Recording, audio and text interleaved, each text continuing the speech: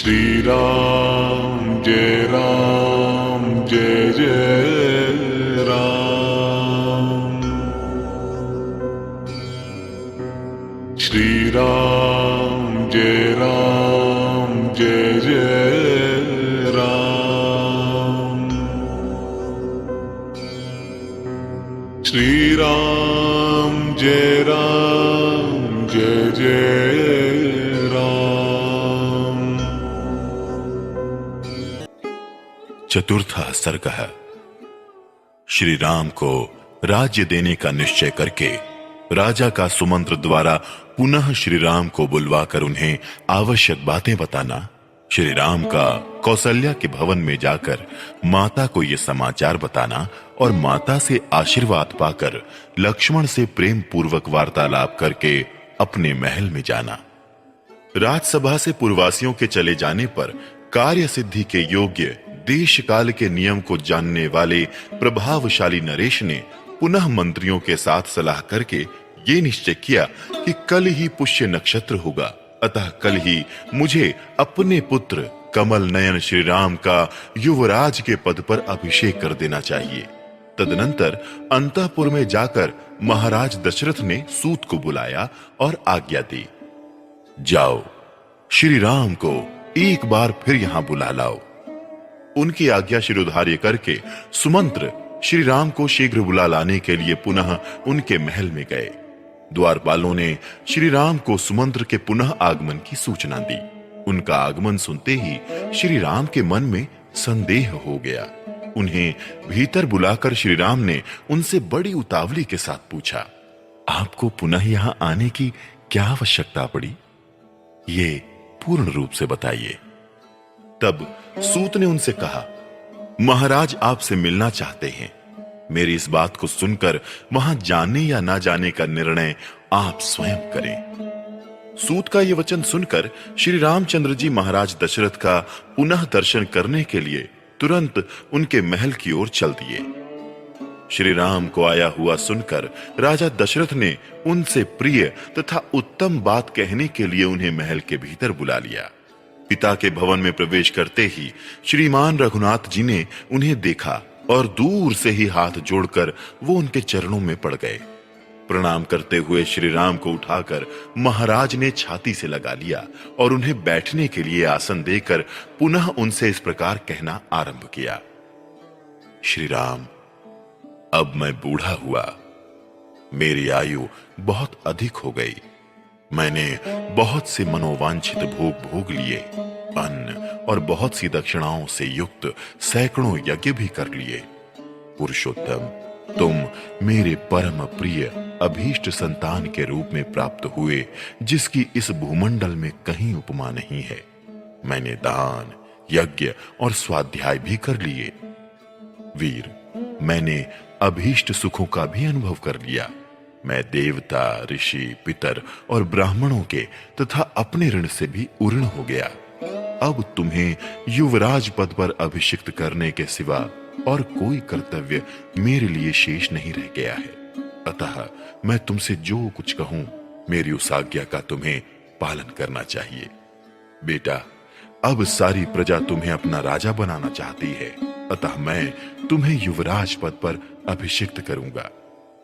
रघुकुल नंदन श्री राम, आजकल मुझे बड़े बुरे सपने दिखाई देते हैं। दिन में वज्रपात के साथ साथ बड़ा भयंकर शब्द करने वाली उल्काएं भी गिर रही हैं। श्री राम, ज्योतिषियों का कहना है कि मेरे जन्म नक्षत्र को सूर्य, मंगल और राहु नामक भयंकर ग्रहों ने आक्रांत कर लिया है। ऐसे अशुभ लक्षणों का प्राकट्य होने पर प्रायः राजा घोर आपत्ति में पड़ जाता है और अंततो गत्वा उसकी मृत्यु भी हो जाती है। अतः रघुनंदन, जब तक मेरे चित्त में मोह नहीं छा जाता, तब तक ही तुम युवराज पद पर अपना अभिषेक करा लो, क्योंकि प्राणियों की बुद्धि चंचल होती है। आज चंद्रमा पुष्य से एक नक्षत्र पहले पुनर्वसु पर विराजमान है, अतः निश्चय ही कल वो पुष्य नक्षत्र पर रहेंगे, ऐसा ज्योतिषी कहते हैं। इसलिए उस पुष्य नक्षत्र में ही तुम अपना अभिषेक करा लो। शत्रुओं को संताप देने वाले वीर, मेरा मन इस कार्य में बहुत शीघ्रता करने को कहता है। इस कारण कल अवश्य ही मैं तुम्हारा युवराज पद पर अभिषेक कर दूंगा। अतः तुम इस समय से लेकर सारी रात इंद्रिय संयम पूर्वक रहते हुए वधू सीता के साथ उपवास करो और कुश की शैया पर सो। आज तुम्हारे सुहृद सावधान रहकर सब ओर से तुम्हारी रक्षा करें, क्योंकि इस प्रकार के शुभ कार्यों में बहुत से विघ्न आने की संभावना रहती है। जब तक भरत इस नगर से बाहर अपने मामा के यहाँ निवास करते हैं, तब तक ही तुम्हारा अभिषेक हो जाना चाहिए, और ऐसा ही मुझे उचित प्रतीत होता है। उसमें संदेह नहीं कि तुम्हारे भाई भरत सत्पुरुषों के आचार व्यवहार में स्थित हैं। अपने बड़े भाई का अनुसरण करने वाले धर्मात्मा, दयालु और जितेंद्रिय हैं। तथापि मनुष्यों का चित्त प्रायः स्थिर नहीं रहता, ऐसा मेरा मत है। रघुनंदन, धर्मपरायण सत्पुरुषों का मन भी विभिन्न कारणों से राग द्वेषादि से संयुक्त हो जाता है।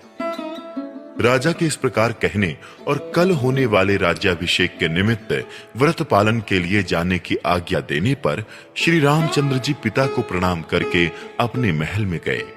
राजा ने राज्याभिषेक के लिए व्रत पालन के निमित्त जो आज्ञा दी थी, उसे सीता को बताने के लिए अपने महल के भीतर प्रवेश करके जब श्री राम ने वहां सीता को नहीं देखा, तब वो तत्काल ही वहां से निकलकर माता के अंतःपुर में चले गए। वहां जाकर उन्होंने देखा माता कौसल्या रेशमी वस्त्र पहने मौन हो देव मंदिर में बैठकर देवता की आराधना में लगी हैं और पुत्र के लिए राजलक्ष्मी की याचना कर रही हैं। श्री राम के राज्याभिषेक का प्रिय समाचार सुनकर सुमित्रा और लक्ष्मण वहां पहले से ही आ गए थे तथा बाद में सीता वहीं बुला ली गई। श्री रामचंद्र जी जब वहां पहुंचे, उस समय भी कौसल्या नेत्र बंद किए ध्यान लगाए बैठी थी और सुमित्रा, सीता तथा लक्ष्मण उनकी सेवा में खड़े थे। पुष्य नक्षत्र के योग में पुत्र के युवराज पद पर अभिषिक्त होने की बात सुनकर वो उसकी मंगल कामना से प्राणायाम के द्वारा परम पुरुष नारायण का ध्यान कर रही थी। इस प्रकार नियम में लगी हुई माता के निकट उसी अवस्था में जाकर श्री राम ने उनको प्रणाम किया और उन्हें हर्ष प्रदान करते हुए ये श्रेष्ठ बात कही। मां, पिताजी ने मुझे प्रजा पालन के कर्म में नियुक्त किया है। कल मेरा अभिषेक होगा। जैसा कि मेरे लिए पिताजी का आदेश है, उसके अनुसार सीता को भी मेरे साथ इस रात में उपवास करना होगा। उपाध्यायों ने ऐसी ही बात बताई थी जिसे पिताजी ने मुझसे कहा है। अतः कल होने वाले अभिषेक के निमित्त से आज मेरे और सीता के लिए जो जो मंगल कार्य आवश्यक हो, वो सब कराओ। चिरकाल से माता के हृदय में जिस बात की अभिलाषा थी, उसकी पूर्ति को सूचित करने वाली ये बात सुनकर माता कौसल्या ने आनंद के आंसू बहाते हुए गदगद कंठ से इस प्रकार कहा, बेटा श्री राम, चिरंजीवी हो। तुम्हारे मार्ग में विघ्न डालने वाले शत्रु नष्ट हो जाएं। तुम राजलक्ष्मी से युक्त होकर मेरे और सुमित्रा के बंधु बांधवों को आनंदित करो।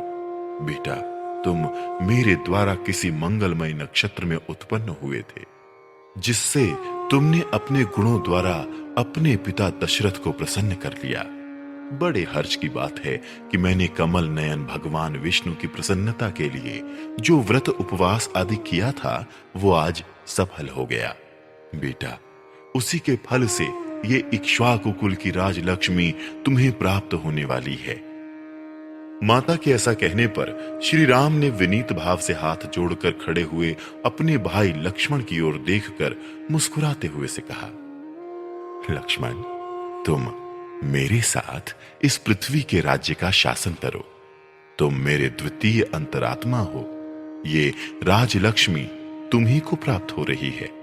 सुमित्रा नंदन, तुम अभीष्ट भोगों और राज्य के श्रेष्ठ फलों का उपभोग करो। तुम्हारे लिए ही मैं इस जीवन तथा राज्य की अभिलाषा करता हूं। लक्ष्मण से ऐसा कहकर श्री राम ने दोनों माताओं को प्रणाम किया और सीता को भी साथ चलने की आज्ञा दिलाकर वो उनको लिए हुए अपने महल में चले गए। इस प्रकार श्री वाल्मीकि निर्मित आर्ष रामायण आदि काव्य के अयोध्या कांड में चौथा सर्ग पूरा हुआ।